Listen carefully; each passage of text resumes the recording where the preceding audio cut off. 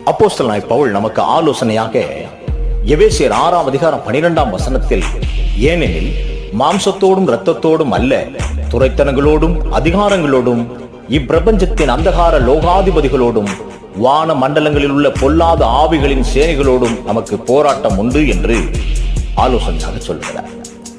நம்ம மனுஷனோடு கூட மாத்திரம் நமக்கு போராட்டம் இல்லைங்க, உலகத்தில் உள்ள அந்தகார துஷ்ட சக்திகளோடு நமக்கு போராட்டம் இருக்கிறது. நம்முடைய வாழ்க்கையில போராடிதான் ஒரு இலக்கை நாம் பெற முடியும். ஆகவே போராடுவதற்கு நாம் தயாராக இருக்கணும், போராடுவதற்கு தைரியம் உள்ளவர்களாக இருக்கணும்.